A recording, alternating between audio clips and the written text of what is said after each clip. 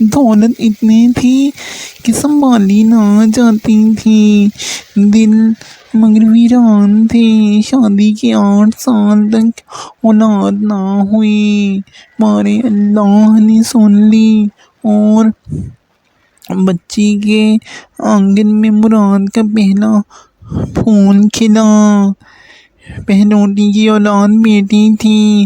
چلو یہ اکنا تو حال ہوا کہ چچی باج نہیں ہے، ان کے دل سے بھی سوتن کا خوف ملا۔ اب شوہر کو دوسری شادی کرنے کی ضرورت نہ تھی، بیٹی کو رحمت جانا اور کلیجے سے لگا لیا۔ اس کے بعد تو لائن لگ گئی، یک کے بعد دیگر 4 لڑکیاں پیدا ہو گئی تو میاں بیوی کی ہوش ٹھکانے آ گئے۔ اب چچا کا سر جھکا جھکا اور چچی جان کا منہ اترا اترا رہنے لگا۔ دولت کا وارث ابھی نہیں ملا تھا، پھر سے دعا میں مصروف ہو گئے۔ پیروں کے مزاروں پر منتوں مرادوں کے دیے جلانے لگے۔ 2 سال کے انتظار کے بعد اصلی خوشی اللہ نے اولاد نرینہ کی صورت دکھائی۔ نام مراد زمان رکھا گیا۔ جو مال و دولت اس رب نے دیا تھا اس کو سنبھالنے والا آ گیا تھا۔ والدین کی خوشی کا ٹھکانہ نہ تھا۔ حویلی کی دیواروں کو اصلی گھی کے چراغوں سے سجایا گیا۔ رشتہ داروں کو تھال بھر بھر مٹھائیاں بھجوائی گئیں۔ غریب غربا میں لنگر تقسیم ہوا۔ جہاں جہاں مراد مانگنے گئے وہاں دیگیں چڑھائیں اور صدقے کے بکرے ذبح کیے، نیازیں بانٹیں۔ بچے کی عمر درازی کے لیے دعائیں کروائی گئیں۔ بے شک اللہ تعالیٰ نے دیرینہ خواہش پوری کی تھی، لیکن عورتیں جب احساس دلاتی کہ 4 لڑکیوں کی بھی تو فکر کرنا ہے۔ چچی کو یہ باتیں اداس کر دیتی، لیکن چچا حقیقی معنوں میں اولاد نرینہ کو پا کر بہت خوش تھے، ورنہ یہ ساری زمینیں، کھیت کھلیان اور جائیدادیں غارت جاتی، داماد سب ہی کچھ بٹور کر لے جاتے اور کوئی باپ دادا کا نام لیوا نہ ہوتا۔ بیٹوں سے ہی تو نسل آگے چلتی ہے۔ مراد ایک خوبصورت لڑکا تھا، اس کی پرورش بھی شہزادے کی طرح ہوئی۔ جہاں وہ پیر دھرتا، ماں باپ اس جگہ اپنا دل رکھ دیتے، نوکر چاکر اس کے ہاتھ سے گری چیزوں کو اپنی پلکوں سے سمیٹتی تھی۔ یہ قدرت کی مصلحت کے مراد زمان اکلوتے ہی رہے، اس وجہ سے اور بھی خاندان بھر کی آنکھوں کے تارا ہو گئے۔ روپے پیسے کی کمی نہ تھی۔ جوانی میں قدم رکھتے ہی خوش آمدید دوستوں کے روپ میں ان کے گرد جمع ہونا شروع ہو گئے۔ یہ ہمہ وقت اس کی لمبی کار میں اس کے ساتھ گھومتے اور اس کی فیاضی کے قصیدے پڑھا کرتے۔ ایک روز چند دوستوں نے اس کو گھیرا اور ایک گانے والے کے کوٹھے پر لے گئے۔ کہا کہ آج تو نئی دنیا کی سیر کریں گے اور رقص اور سرور کی محفل سے دل کو خوش کریں گے۔ مراد کی جیبوں میں نوٹ تھے، دل کا سکون تو خرید سکتے تھے۔ وقتی ہی صحیح فیملی ویکیشن پیکجز پہلے روز جس بالا خانے کا سینہ طے کیا تھا، بعد میں مراد نے اسی جگہ جانے کا دستور بنا لیا۔ اسے ہر روز نئی منزلیں طے کرنے کا شوق نہ تھا۔ لکیر کے فقیر کی مانند جس راہ لگ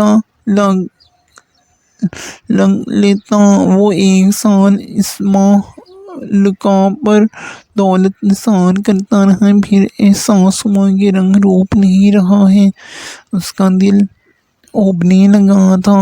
ایک دوست سے بیزاری کا اظہار کیا۔ وہ بولا، کیا ہوا، کوئی خار دلا دی ہے؟ موہنے بائی نے، بس یوں ہی، جی نہیں چاہتا، اب بیکار چیزیں ہیں، اس کی عطاؤں میں اب وہ دلکشی نہیں رہی، تو چلو پھر نئی مالکہ تلاش کر لیتے ہیں۔ اس کی بات سن کر مراد خاموش رہا۔ موہنی جان بڑی گھاگ عورت تھی، اس نے مراد کی منشا کو بھانپ لیا تھا۔ اس عورت کی تو عمر ہی اس دشت کی سیاہی میں گزری تھی۔ موہنی جان بھلا کیوں کر چاہتی کہ یہ جال سے نکل جائے۔ مراد ہفتہ بھر نہ گیا تو اس نے اپنا خاص خدمتگار ان کی طرف دوڑایا، جو سندیسہ لایا کہ ملکہ کی طبیعت ناساز ہے اور آپ کی دیکھے بن ٹھیک نہ ہوگی۔ آپ سے سماجت ہے، ذرا دیر کو تشریف لے آئے۔ آپ کو ملکہ کی قسم ہے اس کی آرزو کو نہ ٹھکرائیے گا ورنہ اس کا دل ٹوٹ جائے گا۔ مراد نے سمجھ لیا کہ دوست نے اس کے منہ سے نکلی بات موہنی کے کوٹھے تک پہنچا دی ہے۔ دل بھی جیسے اسی سندیسے کا منتظر تھا۔ اس نے تو بس یوں ہی کہہ دیا تھا، کیا خبر تھی کہ وہ نازنین ایسی نازک طبع ہے کہ بیمار ہی پڑ جائیں گی۔ بھلا کہیں اتنی جلدی رنگین راتوں سے رشتے ٹوٹے ہیں؟ وہ اسی روز شام ڈلے موہنی بائی کے ہاں جا پہنچا۔ 2 ساتھی تھے، 4 شوقین ساتھ میں جو اس کو اپنا ساتھی کہتے تھے، پہلے سے موجود تھے، گرچہ وہ اس سے زیادہ اس کی مایا کے ساتھ انتظار کر رہی تھی کہ مراد آئے تو محفل ہے۔ یہ مایا بھی خوب چیز ہے، تصرف میں نہ لائی جائے تو محفل سونی ہی رہتی ہے۔ جب مراد آ گیا تب ہی سر جاگے، ساز بھی بجنے لگے۔ وہ مایا خوب تصرف میں لائی جا رہی تھی جو اس کے باپ دادا نے مدت سے تجوری میں بند کر رکھی تھی۔ سچ ہے، ایسے متمول خاندانوں میں کبھی تو کوئی مراد جیسا سپوت بھی جنم لے لیتا ہے جو ان تجوریوں کا منہ کھول کر نوٹوں کو ہوا میں اڑانے لگتا ہے۔ مراد وہاں اپنے ساتھیوں کو موجود پا کر خوش ہو گیا۔ اسے خوش آمدیوں کی عادت پڑ گئی تھی۔ ان میٹھی چھریوں کے بغیر وہ خود کو نہتہ محسوس کرتا تھا۔ تب ہی ملکہ بھی سنوری ہوئی اپنی آواز کا جادو چکھانے آ گئی۔ جب وہ مغریہ کے قدموں میں نوٹ رکھتا تو ساتھی واہ واہ کرتے اور مراد پھولے نہ سماتا۔ اسے تب ہی احساس برتری کا نشہ چڑھ جاتا اور وطرنگ میں آ کر زیادہ نوٹ مارنے لگتا اور ان مفت خوروں کا دینا بھی خرچ نہ ہوتا۔ وہ واہ واہ کرتے اور مفت کے مزے لیتے۔ تب مراد نخوت میں خود کو زمین پر نہیں آسمان پر پرواز کرتے محسوس کرتا۔ جوانی دیوانی ہوتی ہے۔ اس سرپٹ گھوڑے کو قابو کرنے کا یہی ایک حل تھا کہ دولت لٹاتے وقت واہ واہ میرے شاہکار کہنے والے بھی ہمراہ ہوں۔ سو موقع پرست دوست اس کے بازو بن گئے۔ وہ بھی دوست تھا، دوست خاص جس نے موہنی جان کو باخبر کر دیا تھا کہ ہمارا پنچھی اڑنے کو پن تول رہا ہے۔ تب ہی آج اس کے کمرے کی چاندنی کچھ زیادہ اجلی نکھری تھی، جیسے ابھی ابھی دودھ کی نہر سے دھلوا کر بچھائی گئی ہو۔ ساز بھی پہلے سے زیادہ چمکدار ہو رہے تھے، لیکن آواز کا جادو اس وقت تک نہ جگا جب تک مراد نہیں آ گیا۔ سب ہی اس کی راہ دیکھ رہے تھے کہ سندیسہ لانے والے کو اس نے انعام دے کر پلٹایا تھا، جس کا مطلب تھا کہ وہ بس آیا ہی چاہتا ہے۔ وہ جب مسند خاص پر برجمان ہوا تو 1-2 غزلیں ملکہ نے گائیں، پھر وہ خرابی طبیعت کا بہانہ کر کے اٹھ کر چلی گئی۔ ذرا دیر بعد جب پھر سے پردے کو جنبش ہوئی تو موہنی جان نے باقی احباب محفل سے کہا، معذرت خواہ ہوں، آپ سب آج تشریف لے جائیے، مزید محفل کل پر رکھیے، ہماری بچی کی طبیعت ابھی درست نہیں ہے۔ دوست احباب چلے گئے مگر مراد اسی طرح بیٹھا ہوا تھا کیونکہ اسے تو خاص طور پر بلایا گیا تھا۔ مالکہ دوا کھا کر آرام کرنے چلی گئی ہے، لیکن ہم آپ کو مایوس نہ کریں گے، یہ کہہ کر موہنی جان نے کسی کو پکارا۔ پردے کو پھر سے جنبش ہوئی اور ایک 16-17 سال کی نازش اندام لڑکی آہستہ خرابی سے چلتی آئی اور نظریں نیچے کیسے سلیقے سے بیٹھ گئی۔ وہ لڑکی تھی یا قیامت؟ مراد تو بس اسے دیکھتا ہی رہ گیا۔ موہنی بائی کی ترکش میں ایسے تیر موجود تھے کہ جن کا گھائل کبھی ثابت لوٹ کر نہیں چاہتا۔ یہ بالکل نئی ہے، آج پہلی بار آپ کی خاطر اسے چاندنی پر بٹھایا ہے۔ یہ بہت شرمائے گی، برا مت ماننا، شرم و حیا جاتی ہے۔ مراد حیرت سے اس بے حجاب عورت کی باتیں سن رہا تھا اور سوچ رہا تھا کہ کہتی تو ٹھیک ہے، شرم جاتی ہے اور جب چلی جائے تو پھر لوٹ کر نہیں آتی، وہ بھی تو پہلی بار اس سینے کو چڑھتے ہوئے کس قدر شرما رہا تھا۔ موہنی جان کہہ رہی تھی، مہک چلو اب شروع بھی کرو، کتنا شرماؤ گی، اس قدر بھی نہ شرماؤ کہ قدر تان تھک کر اٹھ کر چل دیں۔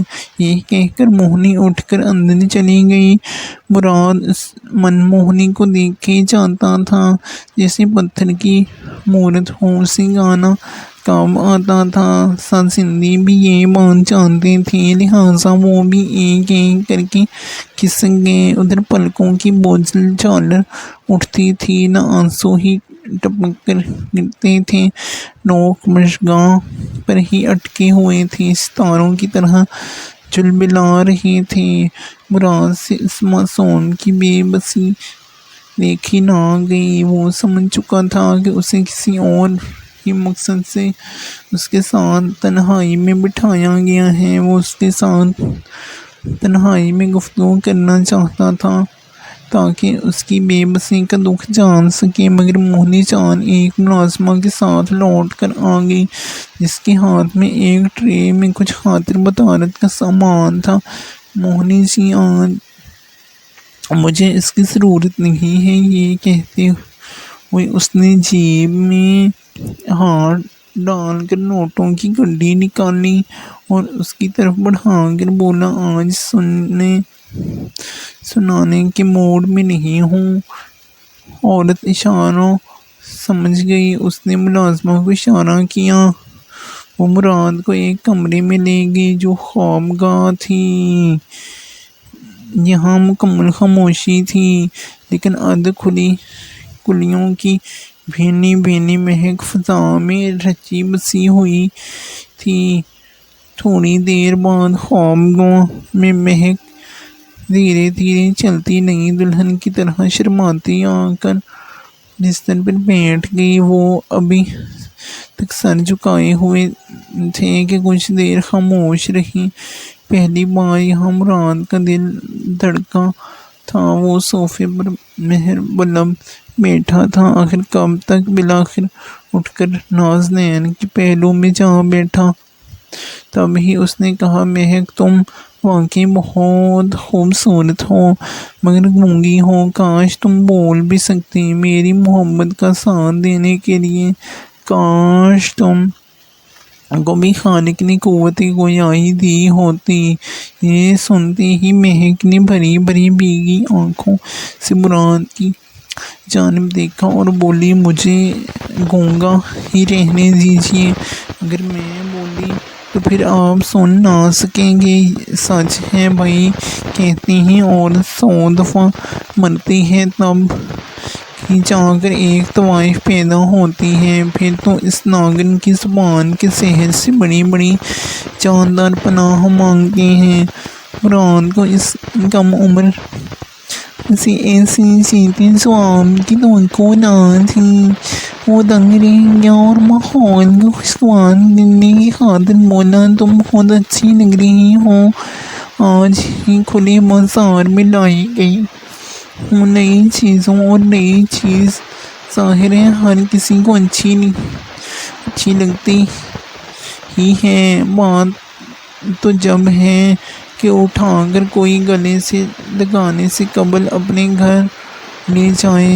گلے لگانے کو یہ جگہ اچھی نہیں ہے۔ یہ جگہ کیوں اچھی نہیں آپ جانتی ہی ہیں۔ پاکیزہ جگہ تو عورت کے لیے اس کا گھر ہی ہوتا ہے، ورنہ ہر ایک کے ہاتھوں کھلونا بننا پڑتا ہے، اور کھلونا بننے کی مجھ میں تاب نہیں ہے۔ ٹوٹ کر ختم ہو جاؤں گی۔ تم کوئی فلاسفر ہو یا لکھاری؟ مراد نے سوچا۔ تب ہی وہ لڑکی سسکیاں لے کر رونے لگی۔ مراد پریشان ہو گیا۔ معلوم نہ تھا کہ آگے ایسا معاملہ پیش آئے گا، ورنہ وہ یہاں آتا ہی نہیں۔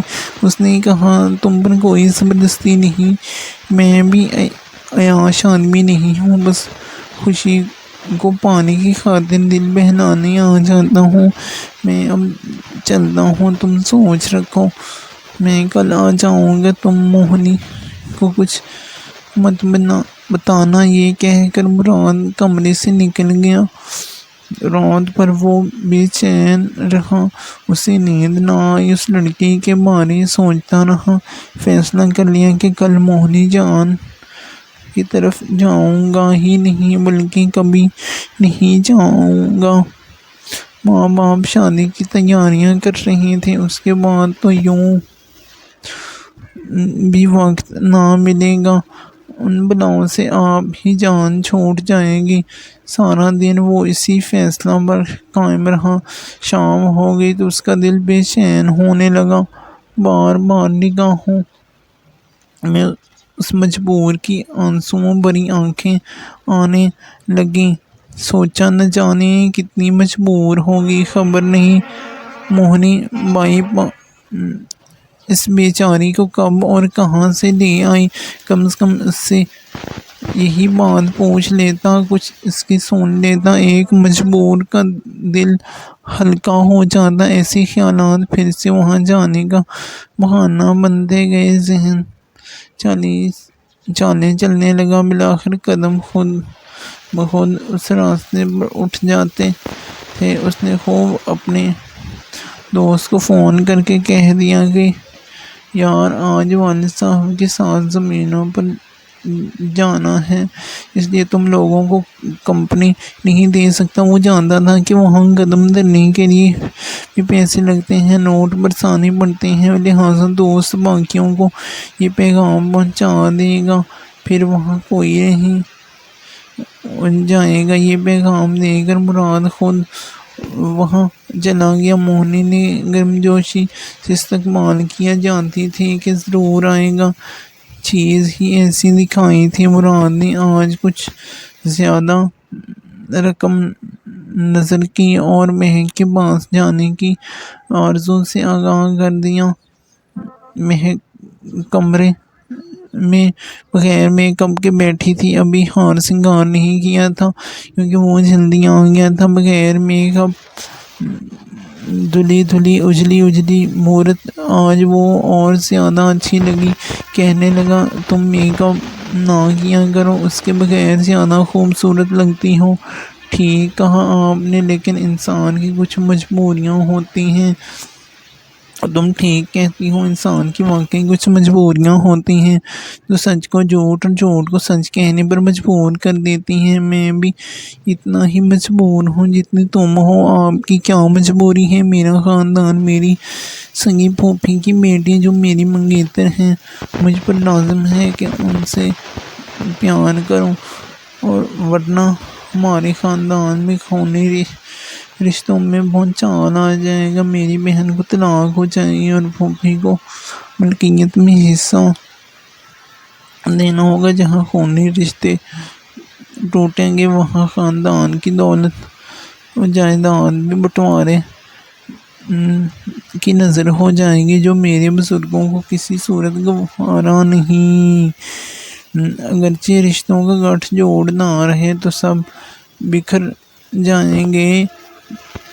اس نے وہ بات کہہ دی جو کہنا دشوار تھی تاکہ مہک اس کے ساتھ شادی کے خواب نہ دیکھے۔ میں ان مجبوریوں کو پھلانگ سکتا ہوں، مگر مہک کا اترا ہوا چہرہ دیکھ کر اس نے کہا، کسی ایسی لڑکی سے شادی نہیں کر سکتا۔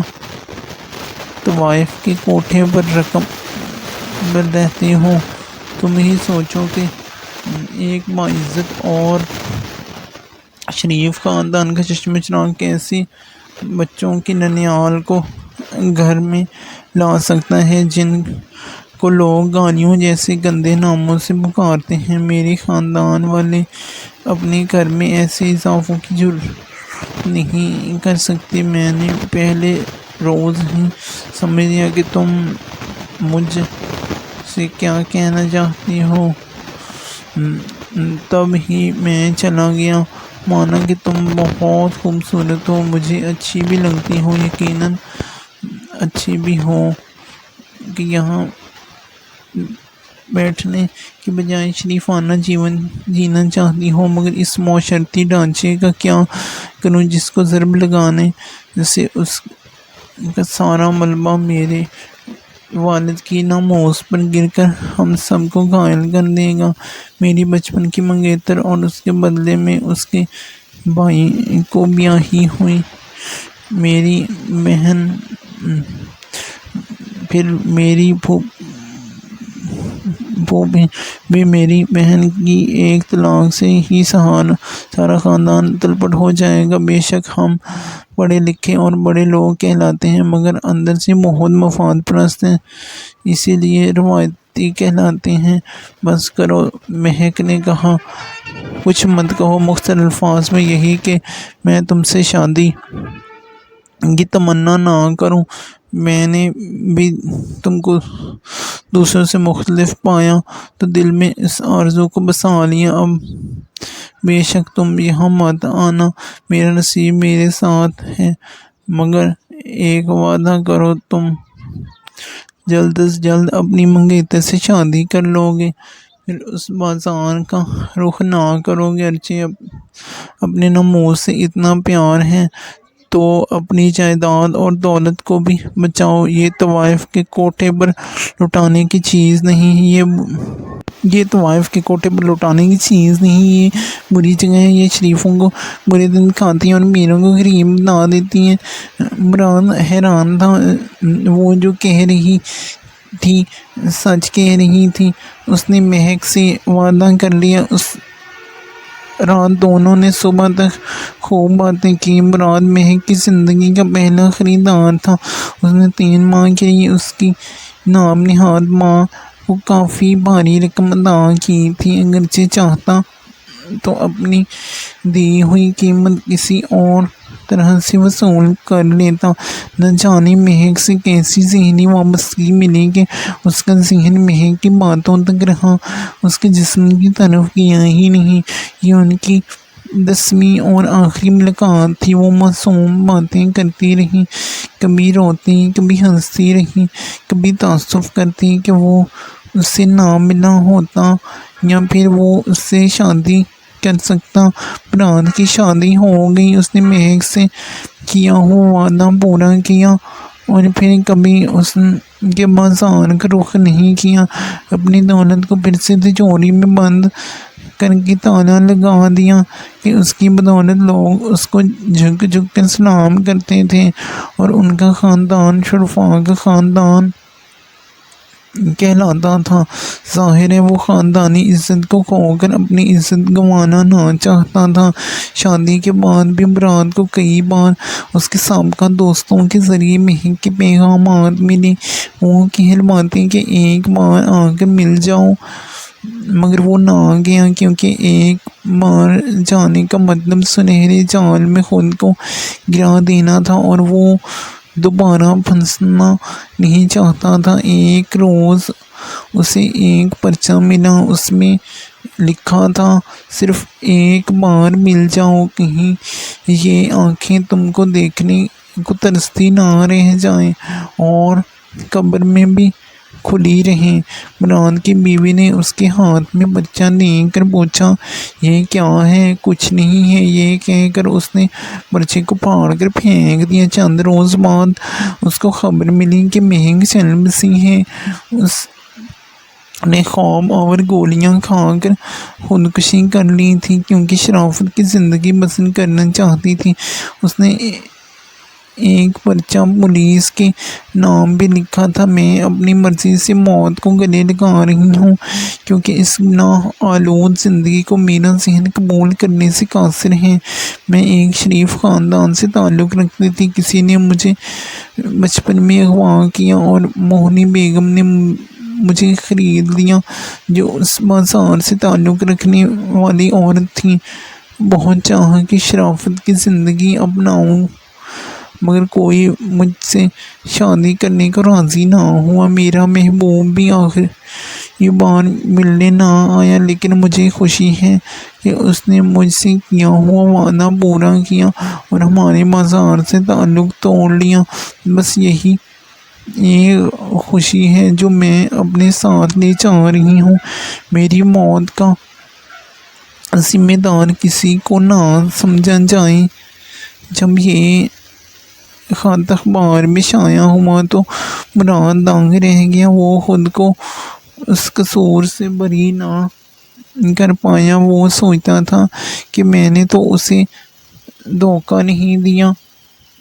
ایسے واقعات کا ذمہ دار تو معاشرہ ہوتا ہے۔ اگر سزا دینی ہے تو معاشرے کو ملنی چاہیے، لیکن کیا معاشرے کو سولی پر لٹکایا جا سکتا ہے جہاں ہزاروں معصوم بچیاں اور شریف عورتیں اغوا کر کے زبردستی ایسی جگہوں پر لا کر بٹھا دی جاتی ہیں جہاں دولت کی کند چھری سے ہر بار عورت کا قتل عام ہوتا ہے۔ اس قتل عام کو کوئی بھی قتل عام نہیں کہتا اور نہ اس جرم کے مرتکب کی کوئی سزا ہے۔